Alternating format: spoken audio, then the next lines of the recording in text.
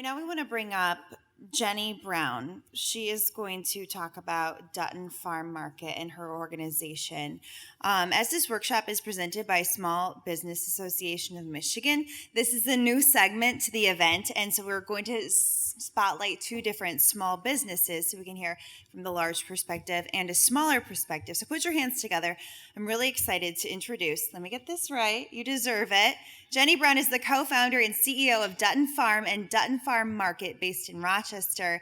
Dutton Farm's mission is to provide meaningful engagement and competitive employment opportunities for people with disabilities.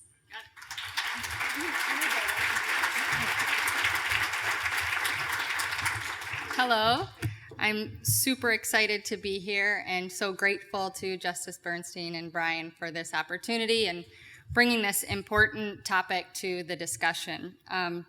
So I'm here to talk to you about my journey as an employer and a founder and a CEO of a business that's very intentional about integrated and competitive employment. So I want to back up just a little bit to the beginning of my journey. I actually started in nonprofit. I grew up and had the privilege of having a sister that had this beautiful gift of Down syndrome. And my childhood was this perfect picture of what inclusion should look like. And as I started to grow up and started to transition into the things that you do as adults, I did that pretty seamlessly. Really started when I got my license and then was hired at my first job and then fired at my first job and so on and so forth. People laugh at me because Smithers don't follow rules very well. My maiden name is Smither. But I noticed as I was transitioning into adulthood, my sister, who was this amazing, talented person, was hitting these brick walls that were barriers to inclusion as she transitioned into adulthood. So I ended up getting my bachelor's in political science and sociology, was enrolled in law school and planning out my career while my sister really struggled to find her place as an adult. And it got to the point where it bothered me so much that I ended up dropping out of school and founding a nonprofit. And I'm giving you this backstory before I go. I have slides that I'll bring up, but I wanted to give the backstory first. So started this nonprofit and was going to get my sister and a few of her friends set up with something really great to do every day and then go back to school and do my thing and pursue a law degree. I absolutely fell in love with the work and the culture, and I learned so much from each individual that enrolled in my program. They were my mentors, they were my teachers, and I was a student of this whole space that I didn't know about. And two things as I started to really get familiar with the work that really stuck out to me was that these incredible adults that I had gotten to know were at a significantly higher risk of living in poverty, of being excluded, of being unemployed. And I'm sitting there thinking, like, how did I not know about this? How is this not national news?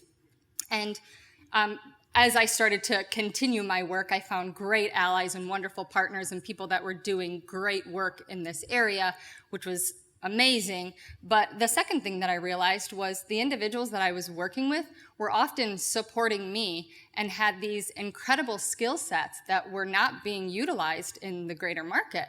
Why?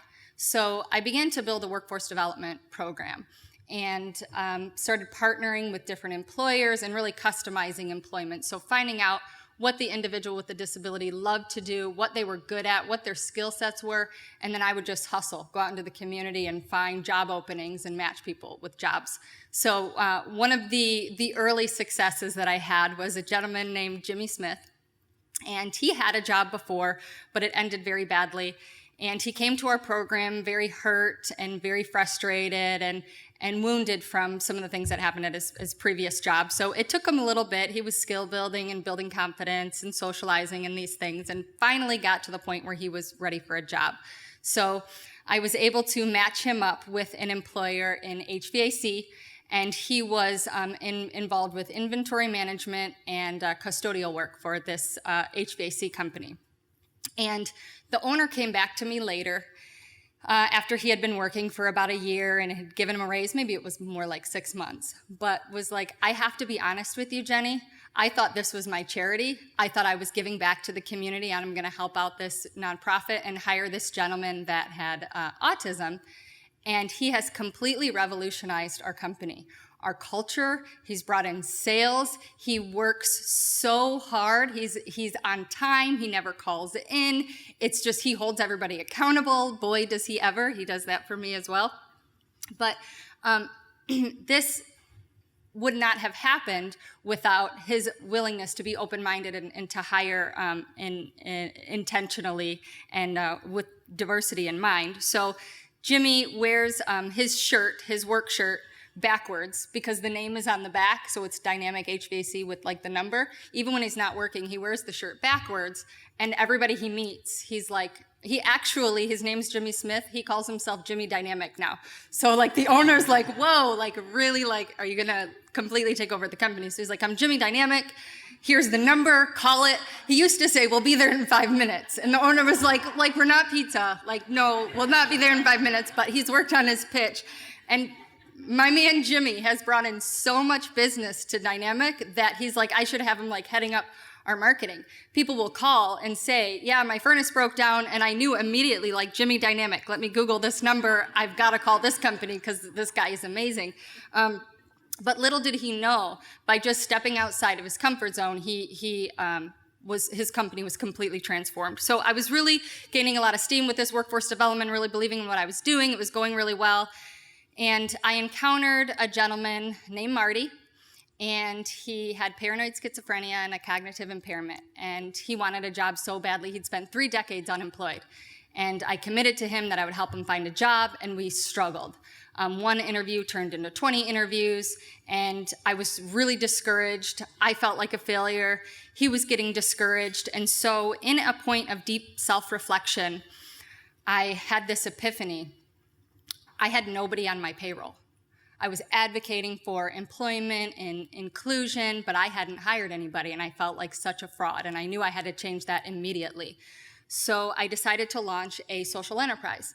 And we all know social entrepreneurship, a business that exists to solve complex social problems, that using profit to fund purpose and changing the world through the power of business and putting profit and power in the hands of those that are vulnerable. So I was really excited about this opportunity.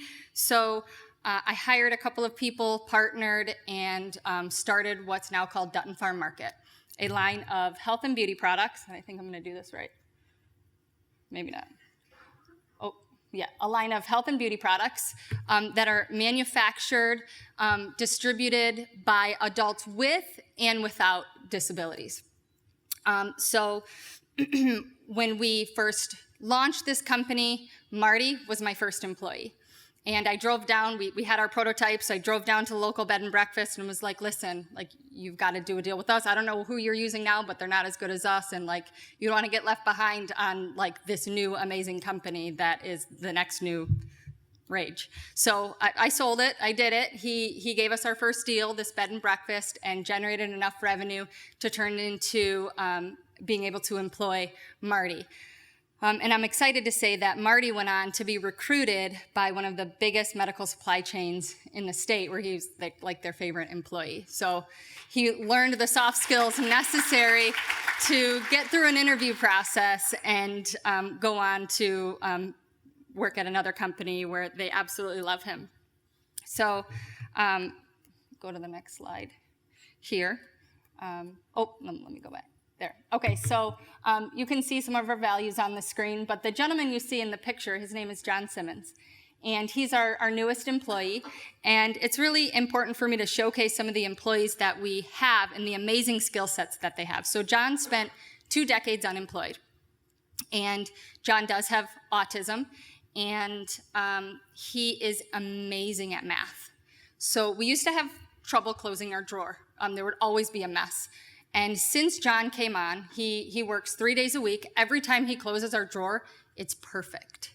Absolutely perfect. This guy spent 2 decades unemployed, and he is never late, and he shows up and is so committed to his work, and he holds me accountable.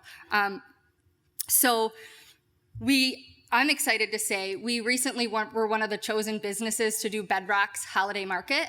Thousands of entries, and they chose us to be one of the 18 businesses that will be featured in downtown Detroit. So we had to drive down to, yeah, we're super excited. Like, I'm subdued, but like, we're super excited. So we had to drive down to Bedrock to do an interview. So it was like semi-executives at Bedrock. I brought John with me, and I was a little late, I'm not gonna lie. And so I park and I'm like, all right, let's go, John, let's cut through these cars. Let's, cross the street and do this and that. And we get up there, and it was so profound because I've known John since I was like 8. That's a whole nother story. But he introduced himself not as John with my caregiver, not as John part of a project or a program, not as John with autism. He was John, the retail associate, my colleague at Dutton Farm Market, here to do an interview. And it was one of the coolest experiences to watch. And they were asking him follow-up questions on how he liked his job. And this is how, he and my other employees hold me accountable. He's like, I love my job, but, my boss here has to improve at following local ordinance because she jaywalked several times. And he does this on the way in here. And I feared for my life. I was, having him dart in front of cars, which I wasn't. And I feared that we were going to get a ticket. So she does need to improve at that. I'm like, you're right. I'm sorry, John. I'm horrible at following rules. And he was like, yes, you are. At least you didn't text and drive. I said, no, I didn't do that. So our business model is growing, it's sustainable, it's profitable, it's inclusive. Although we give our profits back to removing barriers to community access and inclusion, make no mistake, it is profitable and it is growing. And we have 50% of our workforce is adults with developmental disabilities. So like Greg mentioned, which is so important, educate yourself. It's not that complicated. Think outside the box and hire inclusively because it's not just charity. I could tell you so many stories, more than just the stories that I shared today. It's good business. Thank you.